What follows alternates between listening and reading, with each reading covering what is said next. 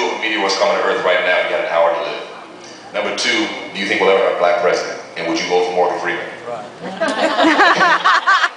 Yes and yes. The beauty is now, you know, all the interviews I'm doing, it's not an issue because it's our reality, which is a beautiful thing. But that said, even above and beyond it, it's a great show, and NBC is very much behind it. So you haven't heard of it yet, let me be the first, but you can hear a lot about it coming up September or October. I'm not sure where, sometime in the fall. But keep an eye out for the event. Yeah, and please watch, please tune in, and be vocal about it. If you don't like something you see, let us know. If you like it, let us know about that too. All right. Yeah, thank you for asking about that. Yes, sir. Hey, what's the holdup with so many of these African American books not being turned into films? I mean, we see white American books 5 a week, and we can't get one. I mean, you in Hollywood, explain to people what the heck is going on there? Yeah, Omar Teresa, could you hear me in the back? He was asking what's the holdup in Hollywood with turning books with black characters in films, right? Ooh, brother, that's a good question. I told you I have 2 books right now set up in the studios for at least 7 or 8 years. Yeah, no, not these 2. These are, one is My Soul to Keep, same author, Tanner do, and the other one is The Good House. You know, they look at whatever's successful at that moment. I mean, I just came off 2 days ago. The Tom Joyner cruise, and Terry McMillan was on there too, and she was talking about Waiting to Exhale. She has the sequel to Waiting to Exhale coming out. And we were commiserating about that, how difficult it is. And part of the problem is, if there is a success, it's usually considered a one-off. I mean, you have to look at the market and take a snapshot in time.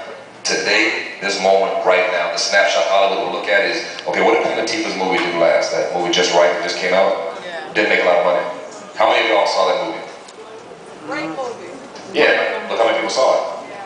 So nobody went to see it. So all Hollywood, it's not right. But what Hollywood looks at is, okay, wait, the black audiences are coming to see this. So Queen Latifah is one of the biggest names in terms of black folks out there. And she couldn't bring comedy. They couldn't bring it in. So let's just hold off on that. That's not right. So that's exactly why I get excited when I can go do a book and give a visual expression of that story right away. Or either that or go outside the system, make the movie independently, which is my focus right now for this series. Make the movie independently, and then at some point you got to come to Hollywood to distribute it. Or you do it on your own, which is the harder way to go. But that's pretty much why. It's not right, but they'll take one at a time and see where it is. Where is the black community right now, as if we all think and act alike at any given time. So I've found the power is knowing that the audience is there, that the audience wants your stories, and go tell them. You've had how many, 13, 16 best-selling books? Yeah. 16. You can turn them into films? Yeah. I say, brother, I'm telling you the best way to get that money, because you have such a huge audience as it is right now. Just go make your movie. Then do it like Tyler did, and bring it to Hollywood. Then like Tyler Perry did, because then he's got the juice, and he made his own, kind of wrote his own rules. Yeah. Probably looking to hear from you. All right. Yeah. We just found out about this book today. Is there any kind of like website or email address you can get that kind of gives you like the next book 4? How long? You're waiting for it. Yeah. Waiting until, but Just wait and see how long it'll take for the next one comes out, because like she'll read it in 2 days, I'll read it in about 3, and then I'll be waiting on this one for forever. Thank you. Well, Tanner and Stephen, we work fast creatively and they write fast. So we prepare about one a year, really, every year and a half. So it'll be about a year. But how you can keep tabs on it, check me out on Facebook, facebook.com. Blair Underwood /Facebook.com, or Tanner Reed News Facebook, or even Tennyson Hardwood, lead character, has his own Facebook page. So we'll keep you updated on that. Oh my. Oh my. You read any book yet? Honestly, no. Okay, but you will. I am. Oh, okay. Anybody else before we start signing some books?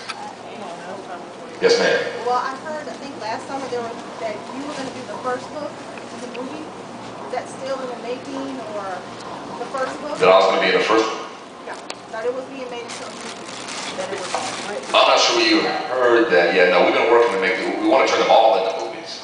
Yeah, and I'll play Tennyson. And yeah. Sounds nice. Say what? That's what I see when I read it. Well, that's... Wait a minute now. I can't be mad at that.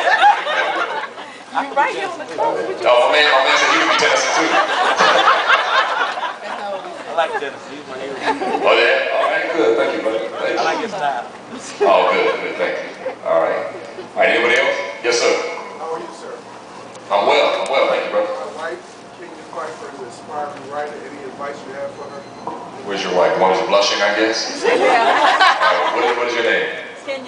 Kenya. Yes. Kenya.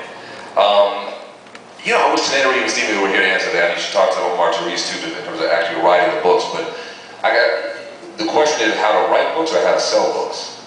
Publishing. How to publish books. That's a different animal. It's not unlike what we were just talking about in terms of turning these into movies. You have to show that you have an audience. You have to show that people want to read what you have to say. It's marketing. You know, because you can write all day long and be incredible and brilliant at it. But that's why I asked to define your question. You want to know how to publish it. So, you know, it's an interesting thing. I mean, I have friends who have written on their Facebooks or on the websites, whatever they have, but just any way that you can prove that you have a voice that wants to be heard. Or, I mean, you can go the traditional route and get an agent. You have an agent, a literary agent. Have you tried it? Okay, well that's one way you can start. That's very traditional, but that's one way you can start. You know, have you written stories or written a book? So you have a manuscript? I have lots. I've been writing since I was 9. You've been writing since you were 9? So you got a lot. I would take what you have. It's all spell check, right? I would take what you have, and the best way you can package it, present it, look for an agent. I mean, you can find. I mean, you can Google. You know, literary agents. I mean, the best top agencies in the business are CAA, ICM, Paradigm, Endeavor. Look for the best in the top, and I'd hit them first. That's traditional. Outside the traditional game, I think, you know, you have a Facebook page, Twitter. How many people do you have on your Facebook page? Just 25 right now. Okay, well that's a start. You've got 25 more than somebody else. So, you know, you build that community. And then once you prove it, look, I got people that want to hear what I have to say, you can take that and use that as a tool to sell. Because it's really all about selling. So if you can, I mean, I find I'm constantly trying to walk that line in my career, whether it's acting, directing, producing. You know, it's that classic, what do you call it, tight wire act between commerce and art. You know, and that's another thing that they face as novelists. Some of their friends say, okay, you're doing a Hollywood thing, and now even with the book thing, so y'all are selling out. But Shakespeare wrote for the masses. One of our greatest literary minds wrote for the masses. Nothing wrong with thinking commerce, you know. But the thing is, what you want to do is try to also be true to your art. And that's a balancing act. You don't completely sell out. You know, speak your voice, let your voice be heard, but then there's nothing wrong with also thinking as an entrepreneur at the same time. Yes? Speaking of the masses, I see the books here are typically associated with African American fiction, but wouldn't you have a wider audience if it wasn't necessarily African American? You're talking about this series? Yes. She was asking, would we have a wider audience if this were not necessarily African American? Right. Because, I mean, you're relegated to a section in the store that everybody doesn't necessarily come to. That could be. That could be. For me and for us, this was specifically for us and anybody else who wants to peek in and watch. Let me tell you a little bit something about Black love. Yeah. And how it's testifying over here. and how it's perceived.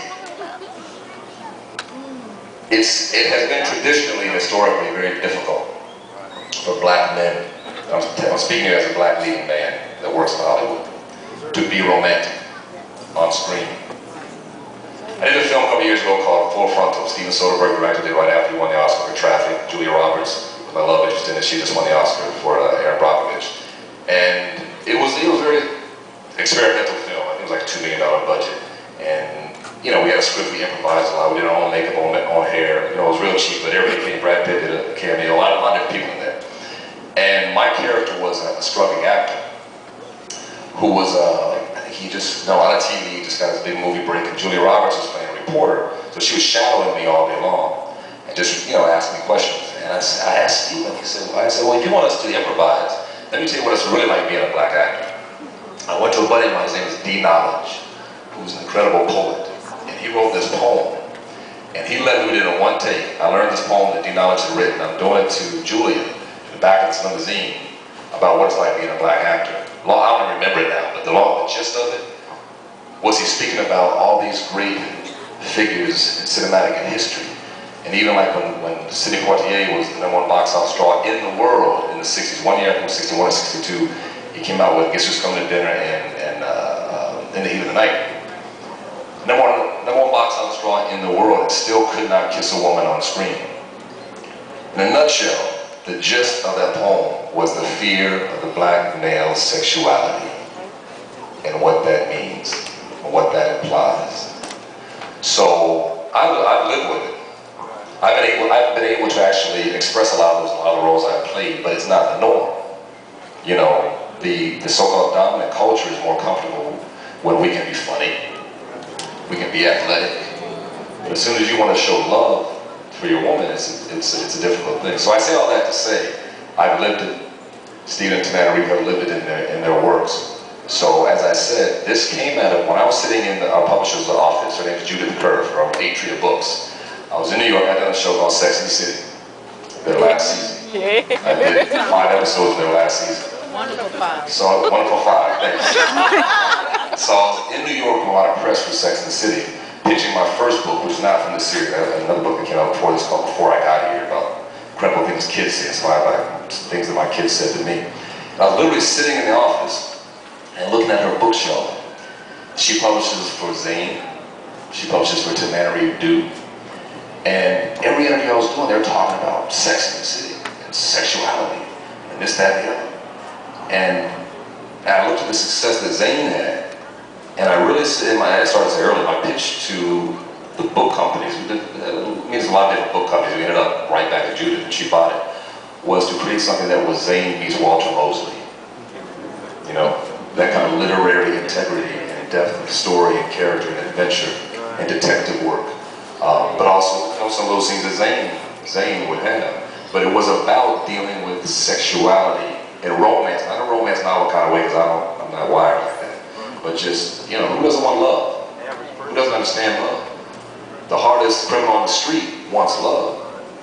You know, so we wanted to really explore that. So, you know, I'm grateful. My audience over 25 years of business is very broad. But this series is for Black love. And anybody that wants to hear it, it's open to anybody that wants to read it or hear about it or see it. But it's targeted for you. Thank you. Thank you. Thank you. Just testify. Gives us a different voice. All right, exactly. It's a different voice. All right, should we start signing? Yes. Oh, now you got a question. Call me out. So, in your experience in doing this, what do you see 5-10 years from now in terms of this genre of literary that you're marching into? So you've done a couple books, trying to get films out of them, but what do you envision 5-10 years from now in this space? Yeah, it's a good question. What do I envision 5 or 10 years from now? More of the same, but really following Tennyson along different and varying paths. I mean, we really could keep doing this for the next 10, 15, 20 years. You know, we're just getting started, really. So it depends on the audience. It depends on you guys. Yeah, thanks for asking that. All right. I think what helped too a lot is we was marketing the book a lot. Because I tell everybody, you know, it's very rare that you see, like even at my church, I encourage a lot of people to read. You know, I read 2 books now. And, you know, just to kind of put more of us, you know, like Black love from Black men, you know, get into it and understand it. And I think it'll be an asset for, you know, the movies that come out once we get into it. Yeah. It goes back to the audience, proving you got an audience, letting people know. Word of mouth. So if you like what you're reading, let other people know. Spread the word. Yeah. All right, Jacqueline, what do you say? Should we start signing some books? All right, what's the program here, Edward? Is that the last question? There is going to be a flow. All right.